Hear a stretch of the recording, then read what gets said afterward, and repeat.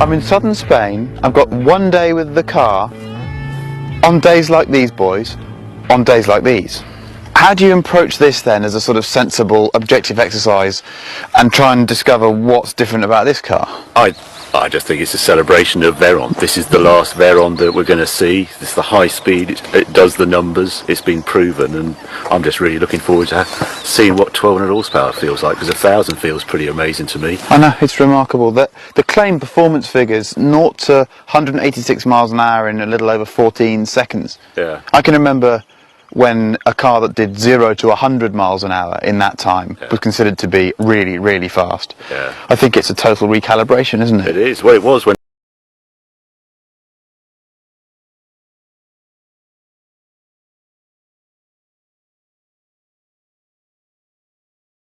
grand scale as the original Veyron.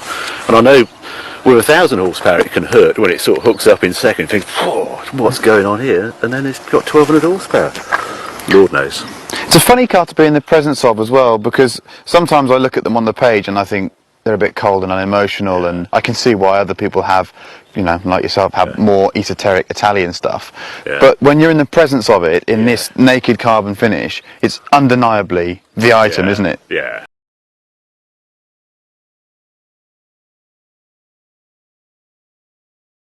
Can't wait. Right, to allow me just to talk you through the first few minutes of being acquainted to this Supersport world record car. So there's only 5 of these ever going to be built.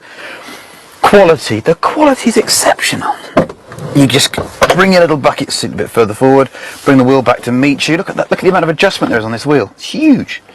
Come back towards you. Tiny speedo to 430 clicks. Rev counter is redlined at kind of 6, 7, something like that. It's not too much, but just quality. A lot of matte black finish in here. It feels more expensive to me than the first Veyron I drove.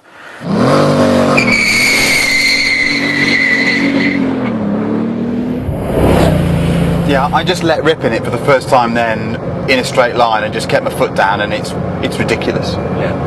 Well, as Philippe said, it's just a set of numbers. Yeah. You just put your foot down, you will get the numbers, it's inevitable. It's just a question of how big the numbers you want them to be, really. Yeah.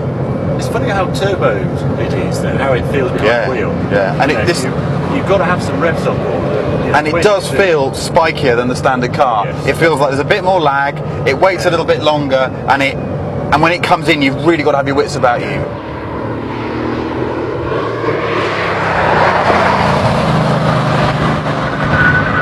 The frustration comes with the fact that every time you want to have a go, you've got 2 to 5 seconds, depending on just how naughty you want to be.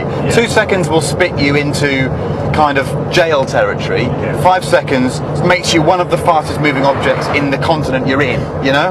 And that's a hell of a responsibility to have on board, and therefore it's difficult to choose your moment. But I also find it frustrating because I don't want, that surge is addictive, and when you feel it squeeze the small of your back, you think, oh, I'd like a bit more of that. I'd like a bit more of that. I'm always surprised how I sort of dismiss the car on the page of a magazine or in a video and say, oh, I remember it being amazing, but it's not emotional enough and all this other stuff. But the moment I get in it, perhaps there is a point at which straight line speed is so compelling you can't ignore it, you know? Yeah, if you're going to have one trick, it's one hell of a trick to have. Yeah.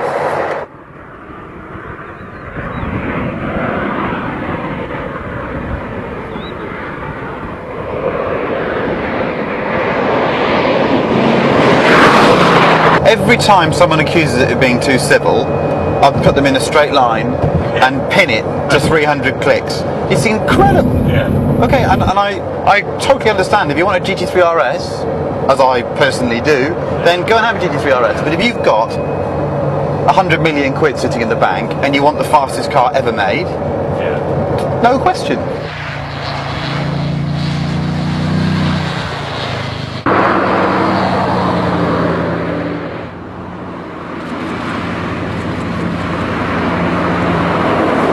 Now, I've been here before because the last time I drove a Veyron, everyone said, is it worth the money? And I rather confounded everyone who thinks I'm a complete cynic by saying, you know what, it is. I can't draw any other conclusion than to say that Supersport is worth 2 million quid, because there is nothing else like it. And if you provide the only thing in the marketplace that will do something like this, then you deserve to charge the money you want. I think it's extraordinary because it actually feels even more aggressive and more of an occasion, more of an event than a standard Veyron. So yeah, what a privilege to just drive the bloody thing.